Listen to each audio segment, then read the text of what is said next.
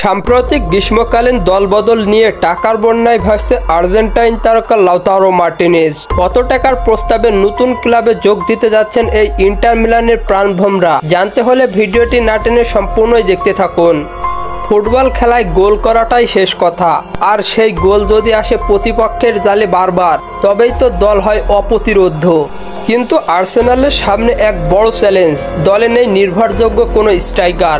তা সত্ত্বেও সাম্প্রতিক এক প্রীতি ম্যাচে রিয়াল মাদ্রিদের মতো তারকা খচিত দলের বিপক্ষে তিনটি গোল আদায় করে নিয়েছে তারা। এটা নিঃসন্দেহে চমকে যাওয়ার মতোই দৃশ্য।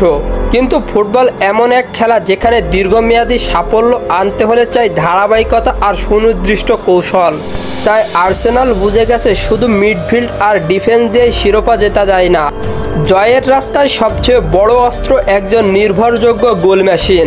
সেই লক্ষ্যেই ক্লাবটি এখন চোখ রাখছে আর্জেন্টাইন গোলদাতা লাউতারো মার্টিনেজের দিকে।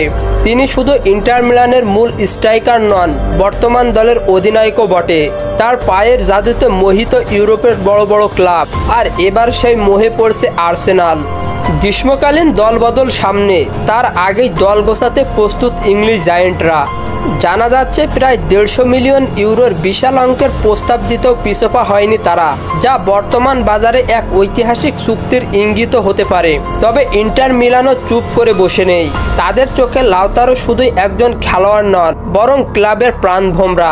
তাই তাকে ছাড়তে তারা চাইলেও হবে না। এখানে জড়িত রয়েছে ক্লাবের ভবিষ্যতের পরিকল্পনা। তবুও টাকার অঙ্কে অনেক সময় সম্পর্কের জোরকেও টলিয়ে দেয়। 150 মিলিয়নের প্রস্তাব নেহাতেই ফেলনা নয়। ইন্টার মিলানের ক্লাব ম্যানেজমেন্টরা এখন হিসাব নিকাশে ব্যস্ত। অন্যদিকে আর্সেনালও জানে এই লড়াই সহজ নয়, তবে তারা প্রস্তুত সমস্ত চ্যালেঞ্জ নিতে। কারণ তারা বিশ্বাস করে লাউতারোর মতো একজন গোলদাতা দলে থাকলে শিরোপার স্বপ্ন ধরা দিতেই পারে।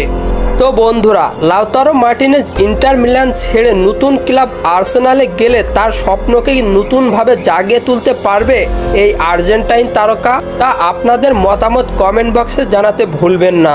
আর হ্যাঁ, ফুটবলের সকল নিউজ এবং আপডেটস পেতে আমার চ্যানেলটি সাবস্ক্রাইব করে পাশেই থাকবেন। ধন্যবাদ সবাইকে।